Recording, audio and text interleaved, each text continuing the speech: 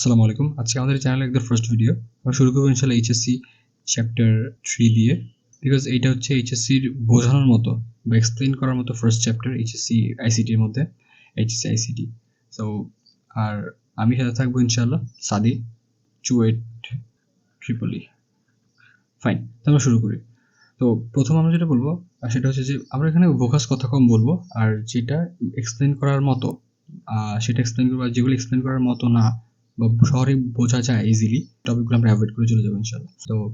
তো first chapter second chapter নিয়ে আমরা কথা বলবো না তেমন একটা। রিজন ইজ সেগুলো সহজ সরল ভাষায় বলা আছে, আর হচ্ছে যে সেগুলা ফার্স্ট পেপারে যে সোনাত্তরী কবিতাটা আছে রবীন্দ্রনাথের, তার থেকেও আরো সহজ ভাষায় বিষয়গুলো আসলে এক্সপ্লেইন করা আছে। আর এখান থেকে আসলে পরবর্তী চ্যাপ্টারে কিছু বোঝার জিনিস আছে বা প্র্যাকটিক্যাল যদি কেউ দেখিয়ে দেয় তাহলে হয়তো বিষয়গুলো একটু ইজি লাগে। হ্যাঁ, সো আমরা সেই জন্য আর কি এই চ্যাপ্টার থেকে শুরু করলাম। হ্যাঁ, তো শুরু করি।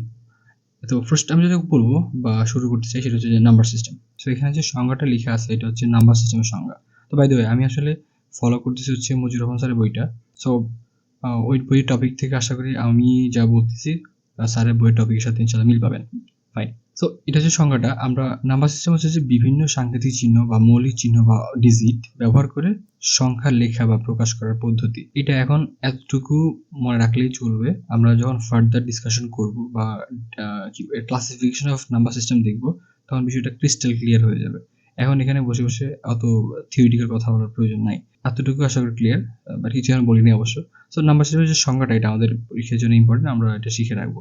এখন বিষয়টা হচ্ছে যে যে সেকেন্ড যে বিষয়টা আমি বলতে চাচ্ছি বা যেটা এক্সপ্লেন করার জন্য মতো ফার্স্ট, সেটা হচ্ছে যে ডিজিট। সো ডিজিটের সংজ্ঞাটা যদি আমি দিই সেক্ষেত্রে হবে this is actually the formal definition of digit বা অঙ্ক। তো এখানে যে কথা বলছে বাংলা সেটা হচ্ছে কোনো সংখ্যা পদ্ধতিতে বা সংখ্যা পদ্ধতিকে লিখে প্রকাশ করার জন্য যে সমস্ত মৌলিক চিহ্ন বা সংকেত আমরা ব্যবহার করি তাকেই ডিজিট বলবো। এখানে যেটা নোট করতে হবে বা মনে রাখতে হবে বা ইম্পর্টেন্ট জিনিস এটার মধ্যে সেটা হচ্ছে এই যে মৌলিক ওয়ার্ডটা, এই যে মৌলিক চিহ্ন, এই ওয়ার্ডটা সবচেয়ে ইম্পর্টেন্ট এখানে। আচ্ছা, এটা নিয়ে এক্সপ্লেইন করি ছোট্ট করে। সেটা হচ্ছে আমি যদি বলি যে ফর এক্সাম্পল কারো একজন ফোনের নাম্বার হচ্ছে ফর এক্সাম্পল 01 কিছু একটা বললাম, আপনাকে যদি বলি বা কেউ যদি বলে যে আসলে এখানে বলবেন যে 0 একটা ডিজিট, 1 একটা ডিজিট, 7 একটা ডিজিট, এখানে আবার 0 0 প্রতিটা একটা ডিজিট, 8 একটা ডিজিট, 0 একটা ডিজিট, রাইট, 1 একটা ডিজিট, এখানে এখানে একটা ডিজিট 1, এরকম করে প্রতিটা একটা ডিজিট হিসেবে বলবো, তাই না, আমাদের ডে টু ডে লাইফে। বাট নাম্বার সিস্টেমের ভাষায় আমরা সেটা বলতে পারতেছি না। কারণ হচ্ছে যে এখানে আসলে এখানে যে জিরোটা সেটা কিন্তু একটা জিরো, ফাইন, বাট এখানে জিরো, এখানে এতে দুইটা কিন্তু একই জিনিস, ইউনিক কিছু কিন্তু না, তাই না? এই জন্য আমি এটাকে দুইটা আলাদা ডিজিট বলতে পারতেছি না, একই ডিজিট বলতে হবে। ঠিক আছে? সো এই একই বিষয়টা। পার্থক্যটা হচ্ছে এই যে আমরা ডে টু ডে লাইফে এই যে প্রতিটা যে স্ট্রাকচার দেখতেছি, ইট ডাজন্ট ম্যাটার যে এরা সিমিলার নাকি ডিসিমিলার, সবগুলোকে আমরা একটা ডিজিট বলতেছি। ঠিক আছে? বাট নাম্বার সিস্টেমের ভাষায় আমি সেটা বলতে পারতেছি না। নাম্বার সিস্টেমের ভাষায় আমি কোনো একটা স্ট্রাকচারকে ডিজিট বলতে হবে হলে ডেফিনেটলি সেটা ইউনিক থাকতে হবে, ইউনিক হতে হবে। তো এখানে আমি জিরো একটা ডিজিট, আর এখানে যে জিরোটা সেটা ভিন্ন কোনো ডিজিট না, সেম ডিজিট। এবার এইটা আলাদা একটা ডিজিট, ঠিক আছে, এটা বলা যায়। আবার এখানে ওয়ান, এখানে ওয়ান একটা ডিজিট, ঠিক আছে। সো এই ওয়ানকে বা এই ওয়ানকে আলাদা ডিজিট বলতে পারতেছি না বা পারবো না। সো এই হচ্ছে মেইন পার্থক্যটা, যে ডিজিট হয়ে দিলে ডেফিনেটলি আমাকে মৌলিক চিহ্ন বা বা মানে ইউনিক একটা স্ট্রাকচার থাকতে হবে। বোঝা গেছে কিনা এই বিষয়টা? লেন্দি করবো না ফার্স্ট ভিডিও। সো আমি লাস্ট যে টপিকটা নিয়ে কথা বলা আছে সেটা হচ্ছে যে বেজ, রাইট। এক্সপ্লেন করতে করতে আমরা একটা সময় নাম্বার সিস্টেম যে সংজ্ঞাটা সেটা আসলে বুঝে যাব, ঠিক আছে। সো একটু খেয়াল করা যাবে, করবেন আশা করি। সো বেজ বলতে বোঝায় কোন একটা নাম্বার সিস্টেমের মধ্যে, কতগুলা ইউনিক স্ট্রাকচার আছে বা কতগুলো মৌলিক চিহ্ন আছে, সেটাকে আমরা বলতেছি বেজ। আমরা যেটা বললাম যে ডে টু ডে লাইফে আমরা যে সংখ্যা পদ্ধতিতে কাজ করি সেটা হচ্ছে ডেসিমাল। তার রিজনই হচ্ছে যে ওই সংখ্যা পদ্ধতির মধ্যে 10টা ইউনিক চিহ্ন বা স্ট্রাকচার আছে।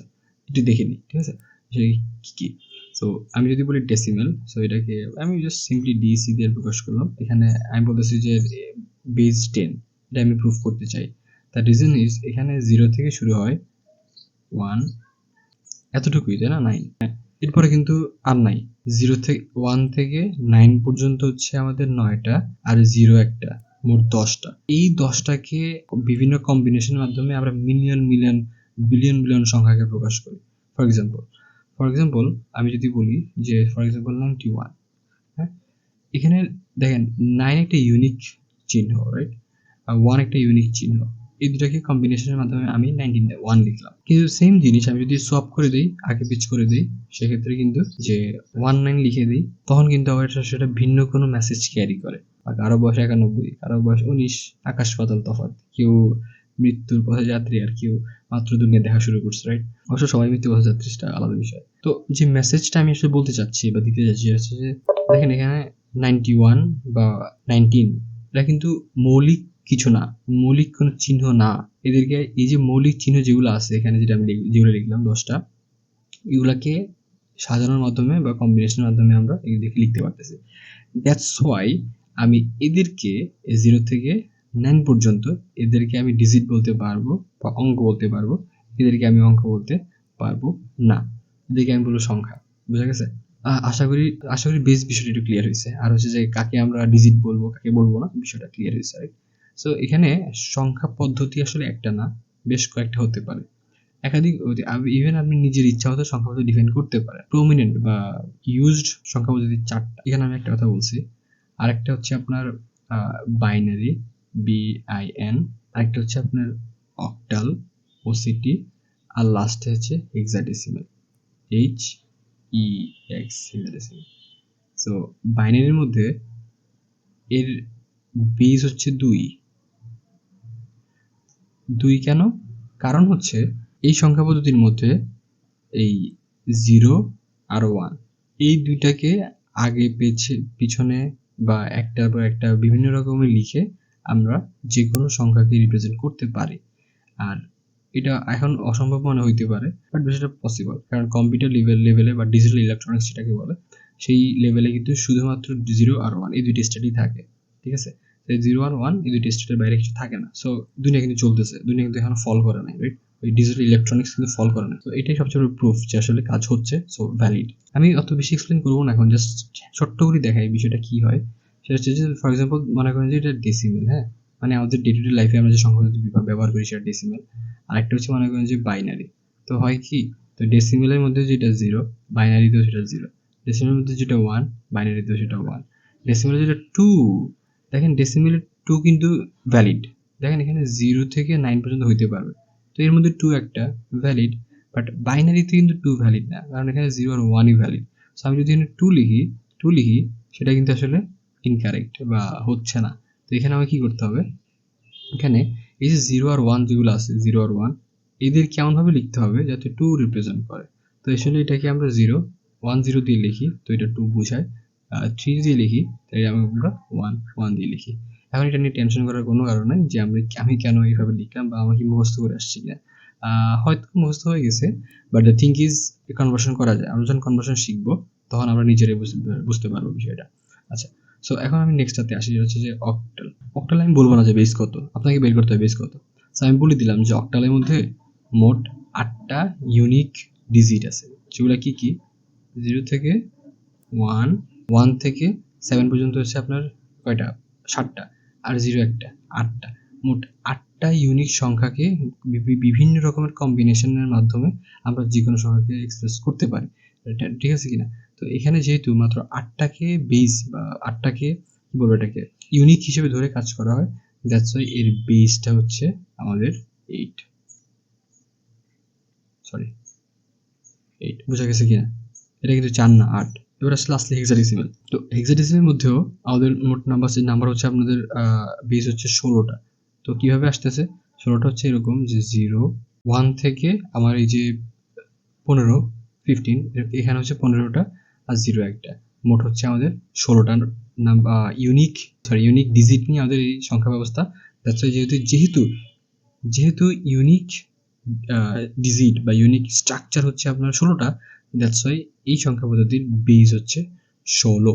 হ্যাঁ, আচ্ছা, এখন আমার একটা প্রশ্ন, মানে আপনাদের একটা প্রশ্ন থাকতে পারে যে দেখেন আমি যখন 91 বোঝাইছি, আমি বলছি যে এখানে তো 91 আমি বোঝাইছিলাম, হ্যাঁ, তখন আমি বলছিলাম যে 91 এটা কিন্তু ইউনিক কিছু না, বরং যে ইউনিক 9 এবং 1 আছে এদেরকে আমি 8 পিস করে আমি 91 পাইছি। সো আমি এটাকে ইউনিক কিছু বলতে পারতেছি না। বাট এখানে তাহলে আমি কি করছি, আমি তো এখানে 1 এবং 1 ইউনিক যে 1 আছে সেই 1 কে পরপর লিখছি।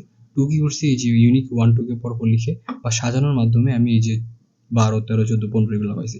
So how can I say that এগুলো আসলে ইউনিক নাম্বার? এগুলো আসলে ইউনিক না, কম্বিনেশন। সো এই কনফিউশন দূর করার জন্য আমরা হেক্সাডেসিমালে এই যে 11, 12, 13 এগুলাকে ইউনিক করার জন্য আমরা এখানে আসলে এগুলাকে 11 হিসেবে না লিখে আমরা এগুলাকে সরি ফর এক্সাম্পল 10 একই ব্যাখ্যা। 10 হচ্ছে ইউনিক 1 আর ইউনিক 0 এর কম্বিনেশন, রাইট? হ্যাঁ, সো এগুলাকে ইউনিক করার জন্য আমরা এটাকে এভাবে না লিখে লিখি এ, আবার এটাকে লিখি আমরা বি, একইভাবে এটাকে লিখবো আমরা সি, এফ। এখন কিন্তু ইউনিক হয়ে গেছে, রাইট? এখন ইউনিক হয়ে গেছে, এখন কিন্তু আর ওই কনফিউশন হবে না। তো এভাবে আসলে এরকম 16টা বেস স্ট্রাকচার বা 16টা মৌলিক ডিজিটের মাধ্যমে আমরা হেক্সাডেসিমালকে রিপ্রেজেন্ট করতে পারি। তো এতটুকুই। তো লাস্টে আমি যে কথা বলবো সেটা হচ্ছে রিপ্রেজেন্টেশন, ঠিক আছে? এটা দিয়ে শেষ করে দেবেন ইনশাআল্লাহ আজকে। সো রিপ্রেজেন্টেশন, রিপ্রেজেন্টেশন হচ্ছে রিপ্রেজেন্টেশন মানে হচ্ছে যে আমি এই যে সংখ্যা পদ্ধতি বললাম, এটা আমি কিভাবে বুঝবো যে এটা কোন সংখ্যা পদ্ধতি? ফর এক্সাম্পল আমি বললাম যে 2001, হ্যাঁ? এখন এটা দিয়ে আপনি কখনোই বুঝতে পারবেন না যে আসলে এটা কোন নাম্বার সিস্টেমের মধ্যে পড়ছে। আমি যে 4টা নাম্বার সিস্টেমের কথা বললাম, এখানের মধ্যে কোনটার মধ্যে পড়ছে। কারণ দেখেন, এটা আমি ডিরেক্ট আপনাকে বললে আপনি বলবেন যে এটা তো আমাদের নরমাল লাইফে যেটা আমরা ইউজ করি 1201 ওইটাই। হ্যাঁ, ডে টু ডে লাইফ হলে এটাই ঠিক কথা। বাট যেহেতু নাম্বার সিস্টেম, সো আমি এটা বলতে পারতেছি না। কারণ নাম্বার সিস্টেমে আরো কতগুলো আছে, বাট এটা কিভাবে বুঝলেন যে এটা ডেসিমাল? আমি তো কিছু বলি নাই। এই কনফিউশন দূর হওয়ার জন্য একটা বিষয়, সেটা হচ্ছে যে আপনি কিন্তু ডেসিমাল বলবেন, এটা কেন? এটা অ্যাজাম্পশন করে আপনি বাস্তব জীবনে সবসময় ডেসিমাল ইউজ করেন, সেই জন্য। কিন্তু আরেকজন কিন্তু ব্যাখ্যা দিতে পারে যে ডেসিমাল এটা সবকিছু হইতে পারে, যে কোনো কিছু হইতে পারে। কেন? কারণ 1201, রাইট?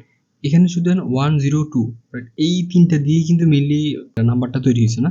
দেখেন দেখেন এই 102 এটা কিন্তু দেখেন এটা ডেসিমেলও আছে, ওই দেখেন 10102 এটা ডেসিমেলও আছে। বাইনারিতে শুধু 1 আর 0 আছে, 2 নাই। সো আমি বলতে পারি যে এটা আসলে ডেফিনেটলি বাইনারি না, ঠিক আছে? এতটুকু ক্লিয়ার। আর দেখেন এই যে অক্টাল, অক্টালও কিন্তু 0, 1, 2 আছে। সো এটা অক্টাল হইতে পারে। সো হেক্সাডেসিমেলের মধ্যে 0, 1 আর 2 আছে, এটা হেক্সাডেসিমেল হইতে পারে। সো এই যে বিষয়টা যে তাহলে কি হবে এটা, তার কনফিউশন দূর করার জন্য আমরা যেটা যেভাবে লিখি সেটা হচ্ছে যে ব্র্যাকেট দিয়ে বলে দেই যে এটা আসলে কি। এখন যদি আমি যদি 8 লিখে দিই, তার মানে এটা হচ্ছে যে অ্যাকচুয়ালি আমাদের ডে টু ডে লাইফে আমরা যে 1201 ইউজ করি সেটা না, এটা অ্যাকচুয়ালি অক্টাল নাম্বার সিস্টেমের মধ্যে পড়ছে, ঠিক আছে? তো অক্টাল নাম্বার সিস্টেমকে বিবেচনা করে আমাদের এটা আবার দিয়ে হিসাব করতে হবে। আবার ফর এক্সাম্পল আমি যদি বলি যে 0111, সেটা 110, সো এটা কিন্তু সব কিছুর মধ্যে পড়ছে, রাইট? এখানে বাইনারি, ডেসিমেল সব যে কোনো কিছু হইতে পারে। তো এটা কোনটা সেটা আপনাকে বলে দিতে হবে, বা আপনি আপনি যদি জানেন তাহলে আপনাকে লিখে দিতে হবে সেটা। ফর এক্সাম্পল আমি বললাম যে এটা বাইনারি, সো এটাকে 2 দিয়ে দিব। একই রকম ভাবে ফর এক্সাম্পল আমি বললাম যে 330, সো এটা যদি হয় ডেসিমেল, আমি তাহলে 10 নিচে লিখে দিব। কারণ এই সংখ্যাগুলো কোত্থেকে আসছে? 8, এই যে এগুলো কোত্থেকে আসছে? 8, 2, 10 এগুলো কোত্থেকে আসছে? ওই যে বেস থেকে। অক্টাল, অক্টালের বেস 8 বা 8টা ইউনিক স্ট্রাকচার আছে, সেই জন্য এখানে 8 লিখলাম। আর এটা বাইনারি বলতেছি কারণ এখানে বাইনারিতে বেস 2, দ্যাটস 2 লিখলাম। আবার এটা ফর এক্সাম্পল বললাম যে এটা ডেসিমেল, সো এটার বেস ডেসিমেল যেহেতু বেস 10, সো এখানে 10 লিখলাম। আর লাস্টলি যেটা সেটা হচ্ছে যে ফর এক্সাম্পল 2, 3AB, ঠিক আছে? সো এখানে আসলে মানে আপনাকে আমার বলা দরকার নেই যে এটা কোন নাম্বার সিস্টেম, আপনি বুঝে গেছেন যে এবিসি আসি শুধু হেক্সাডেসিমেলে। বাট দো পরীক্ষার খাতায় স্যার জানে, বাট দো আপনাকে লিখতেই হবে মাস্ট, তাহলে নাম্বার কেটে দিবে। সেটা হচ্ছে যেটা ডেফিনেটলি একটা হেক্সাডেসিমেল। সো 16, যেহেতু হেক্সাডেসিমেল বেস 16, এর মাধ্যমে আসলে আমরা রিপ্রেজেন্টটাও কমপ্লিট করতে পারি। তো আজকের ফার্স্ট ভিডিওতে আমি যেটা বোঝানোর চেষ্টা করছি নাম্বার সিস্টেম কয় প্রকার, আর নাম্বার সিস্টেম এর বেসটা কি, আর ডিজিট বিষয়টা কি, আর আমরা কিভাবে নাম্বার সিস্টেম রিপ্রেজেন্ট করতে পারি। সো আজকে এতটুকুই। Thank you so much. আসসালামু আলাইকুম।